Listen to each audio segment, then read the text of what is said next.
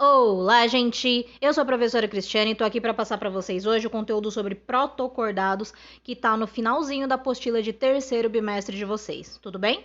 Vamos lá? Hoje a nossa aula é sobre protocordados. Esse conteúdo está na apostila de terceiro bimestre de vocês, é o último conteúdo na unidade 29.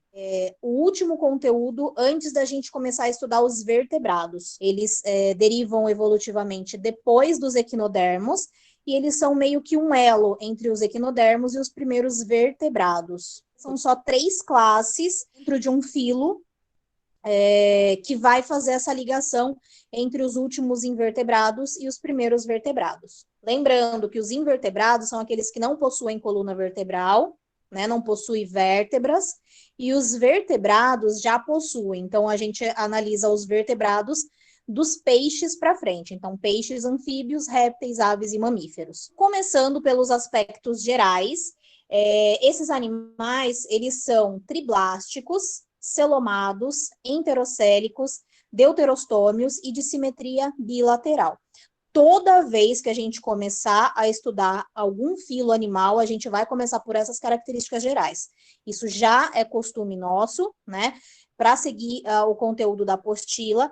E desde antes da gente começar o primeiro grupo de animais lá dos poríferos, a gente viu essa classificação geral, a forma com que esses animais são agrupados em um filo ou em outro, tá? E a forma que eles são agrupados é de acordo com essas características gerais, tudo bem? Então, por isso que a gente sempre relembra quais são as características gerais desses animais. Então, para relembrar, o fato deles serem animais triblásticos, quando eles são embriões, eles desenvolvem primeiro 3 folhetos embrionários. E depois esses folhetos vão se desenvolver nos órgãos e nos sistemas que eles venham a ter.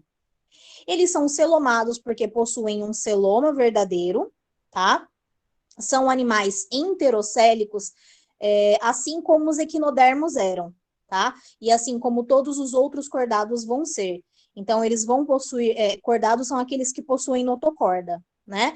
E aí eu já vou falar um pouquinho dessa notocorda para vocês. Agora, o que é ser um animal enterocélico? Esse celoma que eu falei que eles possuem, né? Celoma é aquele líquido que preenche o corpo, preenche as cavidades do corpo dele, que fica entre um órgão e outro, né? Isso que é o celoma. E no caso dos animais enterocélicos, esse celoma, ele se forma a partir da mesoderme. Eu não falei que eles são triblásticos, eles vão possuir 3 folhetos embrionários, se isso eu já tinha falado, né? Esses 3 folhetos embrionários são mesoderme, endoderme e ectoderme. Os animais que são enterocélicos, eles possuem um celoma, né? Todos eles são animais celomados, e esse celoma se origina a partir da mesoderme. Esses animais são triblásticos, então eles têm 3 folhetos quando eles são embriões, né? 3 tecidos temporários, digamos assim, que são de dentro para fora, né? De dentro para a superfície do corpo deles. A endoderme, a mesoderme e a ectoderme.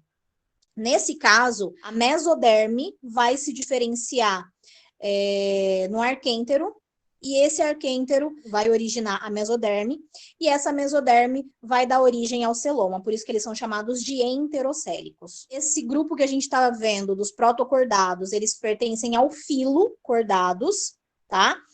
E esses cordados compreendem 3 subfilos, que são os urocordados, os cefalocordados e os vertebrados, tá? E aí a gente vai ver daqui a pouquinho cada um desses subfilos aí. Como características diagnósticas, o que todo protocordado vai ter?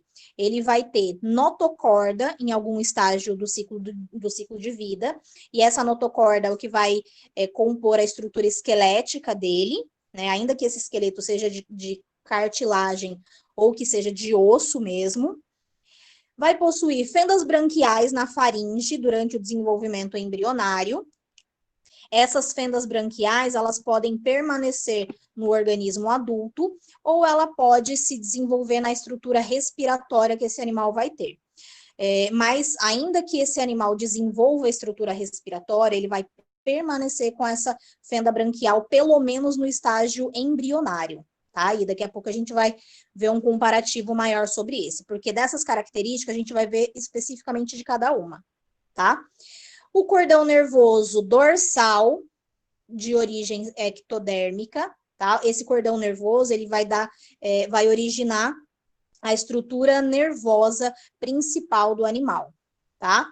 E o celoma de origem enterocélica que eu acabei de comentar com vocês. Nós temos como protocordados, como sendo um grupo de ligação, né, digamos assim, entre os últimos invertebrados, que são os equinodermos, estrela do mar, o ouriço do mar, bolacha da praia, os crinóideos que a gente viu na videoaula dessa semana, né? Então, esses protocordados, eles meio que são uma ligação evolutiva entre esses equinodermos e os vertebrados, tudo bem? Então, o que a gente vai estudar aqui são esses protocordados, que são os urocordados, os cefalocordados, e a gente também vai estudar hoje os ciclostomados, tá? Que é um grupinho já de vertebrados, mas como eles são bem pequenininhos e o estudo de peixes é bem mais complexo, eu juntei aqui. Essa notocorda, ela vai aparecer no embrião de todos os cordados, tá? Porque assim, em todos os cordados, essa notocorda, ela vai estar pelo menos no embrião, tá?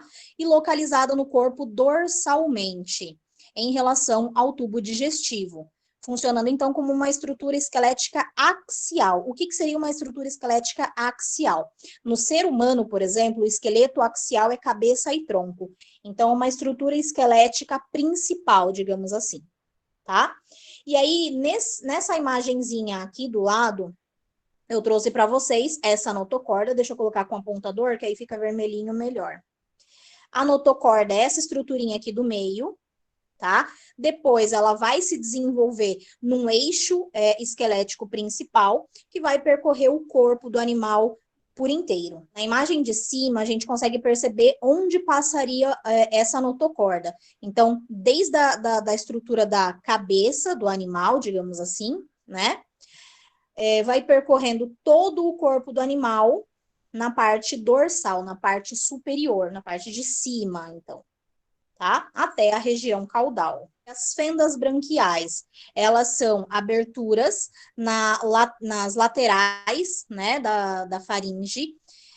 Elas permanecem nos cefalocordados e nos urocordados adultos. Nos ciclóstomos e peixes, elas possuem fendas branquiais com função respiratória por toda a vida. Muitos anfíbios só apresentam essas fendas branquiais até a fase de larva, até a fase de girino, tá? E depois do adulto não tem mais fendas branquiais. Dos répteis para frente, não é que eles não possuem fendas branquiais, eles vão possuir, tá? Só que aí só no estágio embrionário, como é possível ver nessa imagem aqui, ó. E não só os répteis, aves, olha aqui a imagem do embrião de galinha, com as fendas branquiais, e mamíferos também. Olha aqui a imagem de um embrião humano, com as fendas branquiais apresentadas aqui também, tá? Depois essa estrutura vai se desenvolver na estrutura respiratória do animal, por isso que é só na fase embrionária. Mas em algumas classes, isso vai permanecer no indivíduo adulto, tudo bem? Aí esses organismos que eu falei, que eu citei aqui, que são cefalocordados, urocordados, a gente vai ver eles daqui a pouquinho. Nessa imagem, a gente consegue ver essas fendas branquiais, tá? Essas fendas branquiais são aberturinhas na vertical, no corpo do animal, e vão ficar aqui, ó, nessa região mais anterior. Dentro dela vai ter uma estrutura ciliada para poder reter o oxigênio da água e jogar ali também o gás carbônico que tá advindo do metabolismo do corpo daquele indivíduo. Tudo bem? Então, essas fendas branquiais vai servir para trocas gasosas. Por isso que está escrito aí que ela vai ter função respiratória. A terceira característica diagnóstica de todos os protocordados é o cordão nervoso dorsal. Nos urocordados, esse cordão nervoso dorsal aparece no embrião e na larva e é reabsorvido durante a metamorfose, durante a transferência, digamos assim, né, a transformação da larva para o adulto. O adulto tem apenas um pequeno gânglio cerebral. Então, em algumas classes, nesses urocordados, esse cordão nervoso dorsal, ele não permanece a vida inteira. Mas nos outros, a partir dos urocordados, então os cefalocordados, e nos gnatostomados dali para frente, todos eles vão ter. Peixes, anfíbios, répteis, aves e mamíferos, que a gente vai estudar depois, também vão ter esse cordão nervoso dorsal. Para vocês terem uma noção, esse cordão nervoso dorsal também é chamado de tubo nervoso dorsal. E ele fica logo acima da notocorda, tá? E ele vai ser a estrutura nervosa principal. Tudo bem? No caso dos mamíferos, por exemplo, essa notocorda, ela vai envolver o tubo nervoso dorsal, né? Vai abraçar literalmente, então esse tubo nervoso dorsal vai ficar dentro da notocorda. E aí a gente chama, nos mamíferos, por exemplo, a gente chama o tubo nervoso dorsal de medula espinhal e a gente chama essa notocorda de coluna vertebral. Então aí a gente tem nessa imagem aqui, comparando todas essas estruturas diagnósticas, né? A notocorda, essa mais escurinha aqui no meio, o tubo nervoso dorsal mais para cima, né, mais na superfície do corpo, e aí a parte anterior dele vai formar o cérebro, as fendas branquiais, que ficam próximas da boca, e a parte da cauda, que fica lá na região posterior do corpo daquele animal. Essa origem enterocélica do celoma que eu tinha falado para vocês, porque ainda que eu repita essas informações no começo de cada filo, é só no começo, né? Então, eu sei que como é um conteúdo mais complexo dos animais, eu sei que dá uma confundida na cabeça de vocês. Então, por isso que eu trouxe lá no começo para citar e aqui para explicar mais certinho, tá? Então, assim, sobre essa origem enterocélica do celoma. Em todos os cordados, todos aqueles que possuem notocorda, essa estrutura que vai se diferenciar na coluna vertebral, né? Em todos esses cordados, o celoma origina-se a partir de estruturas que se desenvolvem a partir do arquêntero. E esse arquêntero é uma estrutura que existe só no embrião, tá? E aí, como esse celoma se origina do arquêntero, esses animais, então, por conta disso, são chamados de enterocelomados, tá? E aí, então, esse arquêntero origina a mesoderme origina o celoma. E aí, lembrando que eu tinha falado agora há pouco, a mesoderme é um daqueles 3 folhetos embrionários, um daqueles 3 tecidos que são temporários no corpo daquele animal e que depois, conforme for se desenvolvendo o embrião, vai se desenvolver nos órgãos e nos sistemas que eles venham a ter. Tá? Então, o celoma ele é constituído por cavidades revestidas por mesoderme que abrigam os órgãos internos. E aí, nessa imagem do lado, eu trouxe a diferença entre essa origem enterocélica, né, como é o caso de todos os deuterostômios, dos equinodermos para frente, que a gente vai ver, e a origem esquizocélica, que são os animais protostômios, aqueles onde o blastóporo, que é como se fosse uma boca temporária no embrião, se desenvolve na boca definitiva do animal.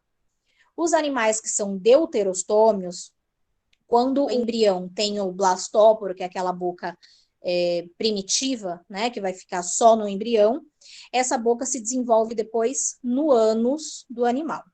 Tá? Então, se o blastóporo, essa boca primitiva, se desenvolver na boca, de fato, do animal adulto, ele é chamado de protostômio. Se o blastóporo, que é essa boca primitiva, se desenvolver depois no ânus do animal, é porque ele vai ser chamado de deuterostômio. Como representantes dos urocordados, nós temos as assídias, tá? Só voltando um pouquinho antes da gente entrar no estudo aqui das assídias, então, só mostrando aqui a imagem, esses dois que estão na imagem de cima, e na esquerda são assídias, com esse formatinho de vaso, pequenininhos, eles têm cerca de, no máximo, 15 centímetros quando eles são adultos, né? Então, isso que é uma assídia, tudo bem? Aí, como que são essas assídias, né? Elas têm o desenvolvimento indireto, então, quando sai do ovo, sai primeiro uma larva, que é bem diferente do adulto, tá? Então, a larva, ela mede 1 milímetro de comprimento, quase não dá para ver olho nu, tá? E a sua forma lembra um pouco a de um girino. Depois que eclode o ovo, essas larvas vão ficar nadando por um dia, depois elas se fixam em algum substrato e ali elas vão se desenvolver, tá? E elas vão se fixar, elas vão colar no ambiente por meio de papilas adesivas. Tá? E aí elas vão se fixar onde? Em rochas, na areia do fundo do mar. E as assídeas adultas, elas possuem a forma de vaso, como eu mostrei agora há pouco para vocês, e elas medem de 8, mais ou menos 8 centímetros, às vezes um pouquinho mais, mas é mais ou menos isso mesmo. Elas possuem fendas branquiais, e aí, que além de realizarem as trocas gasosas, também auxiliam na filtração dos alimentos. Todo animal que for aquático, ele vai ter fenda branquial para poder fazer a sua troca gasosa. E aí, aqui nessa imagem, eu trouxe o esquema da larva e do adulto para vocês. Na esquerda, a estruturinha de larva e na direita, a estruturinha da assídia adulta, tá? A base onde ela se fixa no substrato, né? O corpinho dela com aqueles 8 centímetros de comprimento, então, considerando que ela é pequenininha, ela tem uma abertura na ponta que chama sifão bucal inalante, e ela tem uma outra estrutura na lateral, que chama sifão exalante. A água entra pelo sifão inalante, sai pelo sifão exalante. E aí ela vai fazer, então, a filtração da água para poder se alimentar. Ela tem essa estrutura da faringe aqui nessa parte interna, e é por aqui que ela vai ter essas estruturas para filtrar a água. O ânus dela está nessa lateralzinha aqui. Tem o sistema digestório na parte de baixo, o intestino aqui, que vai se conectar com a aberturinha do ânus. A imagem da assídia, o sifão inalante está aqui, bem grandão na parte de cima, e o sifão exalante na lateral aqui, ó. Esse.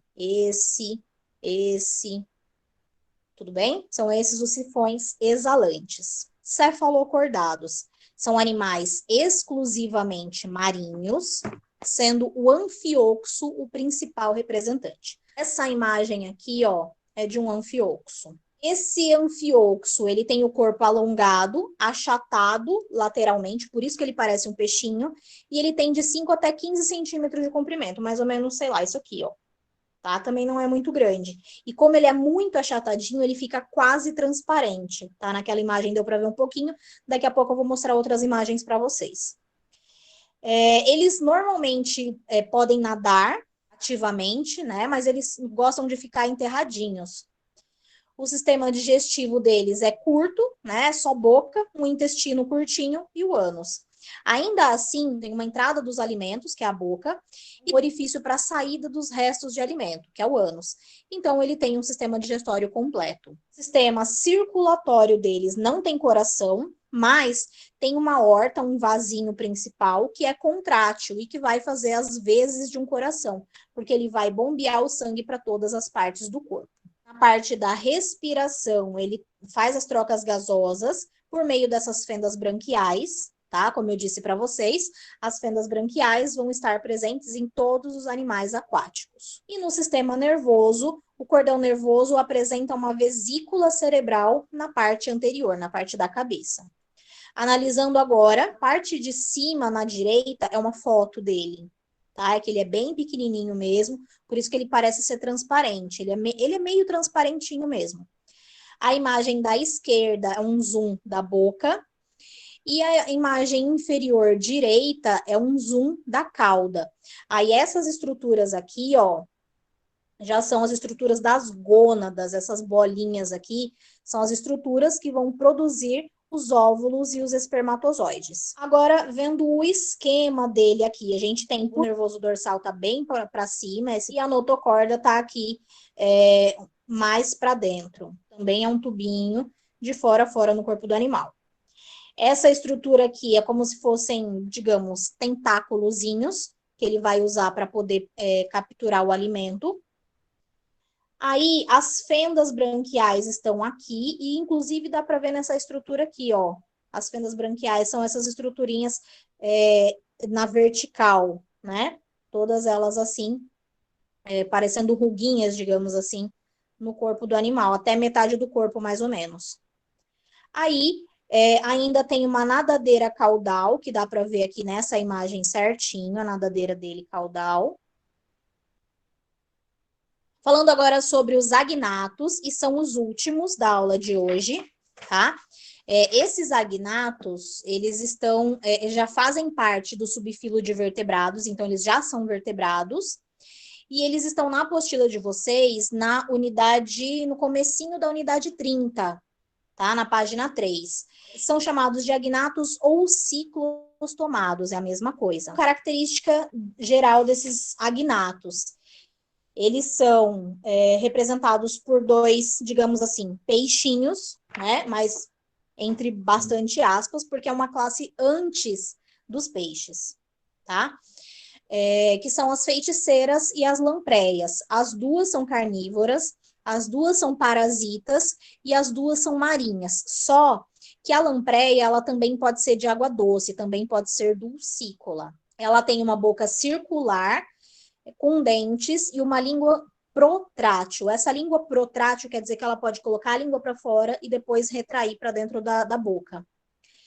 Vão possuir músculos esqueléticos em forma de um W invertido, nesse formato aqui, tá? Que é igual ao dos peixes. No sistema circulatório já há um coração com duas câmaras, igual dos peixes também, tá? E além disso, tem alguns arcos aórticos junto às brânquias, onde o sangue vai passar, e esse sangue já possui hemácias, igual às nossas hemácias, tá? Igual às hemácias de todos os vertebrados. Só que no caso deles, essas hemácias possuem núcleo. Nós, seres humanos, possuímos as hemácias sem núcleo. Mas todos os outros vertebrados possuem hemácia igual. A hemácia é o glóbulo vermelho do sangue, tá? E essa hemácia, inclusive, já tem a hemoglobina, que é a proteína que deixa o sangue vermelho. E, além disso, também já tem leucócito, glóbulo branco, né? As células de defesa do corpo. A respiração é branquial, feita por brânquias, né? Através dessas fendas branquiais que eles vão possuir. Aí, de novo, como eu tinha falado, todo animal aquático vai ter fenda branquial, ok? E a excreção já é muito parecida com o que vai acontecer em todos os outros vertebrados. Já é formado por rins, esses rins possuem as suas unidades efetivas com os néfrons, e esses néfrons vão formar urina.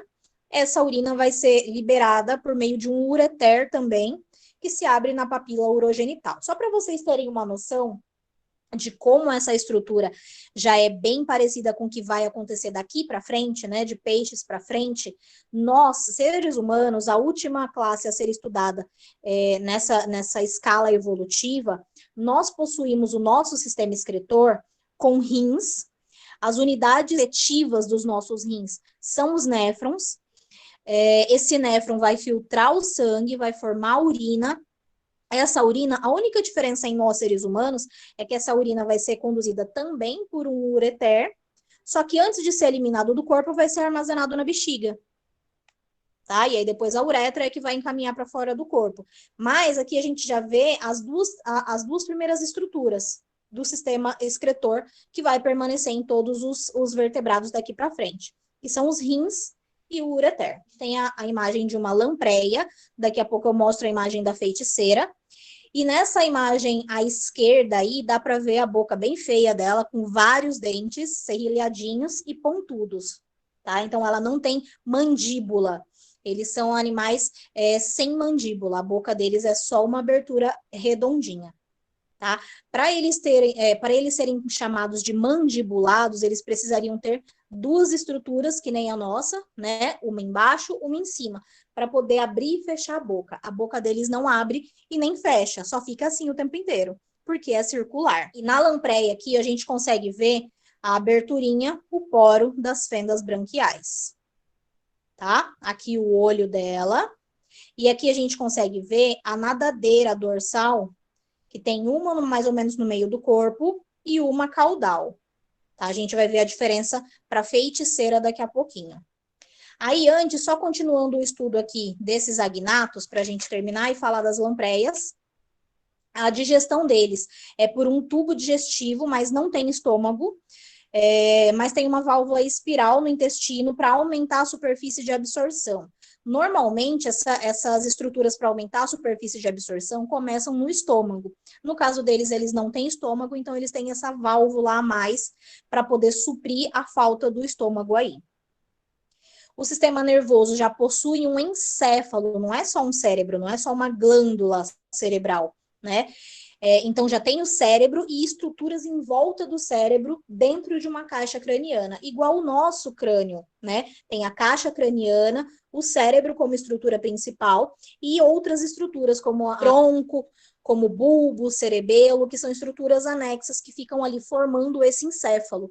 Eles também já têm estruturas em volta do cérebro formando um encéfalo, tá? E desse encéfalo principal surge uma medula nervosa espinhal que é protegida já por vértebras, tá? Só que essas vértebras ainda são feitas de cartilagem, não de osso. A primeira classe de peixes, né, a classe de peixes que a gente vai ver, vai possuir dois grupos. O primeiro grupo, que são dos condrictes, as raias, elas possuem o esqueleto do mesmo jeito, de cartilagem. Os osteíctes, que são os peixes ósseos, né? Aí a vértebra já é feita de osso mesmo, tá? Como tilápia, sardinha, etc. No sistema sensorial, eles já possuem um par de olhos, como eu mostrei ali para vocês, já enxergam imagens, então. Já tem a parte sensitiva de olfato, já conseguem ter ouvido para ter uma audição, e inclusive eles conseguem perceber as vibrações da água por uma linha lateral. E pela reprodução, é uma das poucas coisas que a gente consegue diferenciar os dois, as lampreias e as feiticeiras, que elas são parecidas, tá? As lampreias são dioicas, então tem um macho e uma fêmea. A fecundação é externa, então é na água.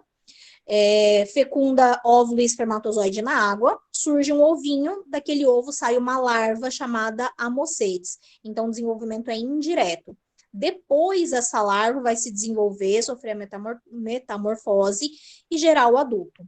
As feiticeiras não, elas são monóicas. Então, uma feiticeira só, um indivíduo só, possui os dois gametas, óvulo e espermatozoide.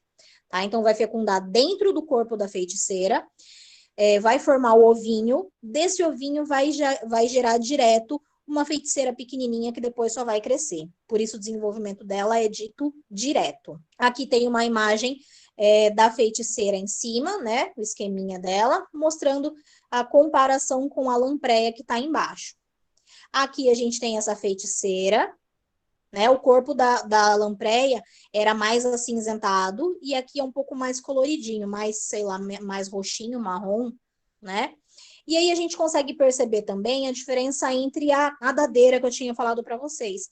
A lampreia tinha uma mais ou menos na metade do corpo e a feiticeira não tem, ela só tem uma nadadeira caudal aqui, tá? Mas as duas possuem essas fendas branquiais.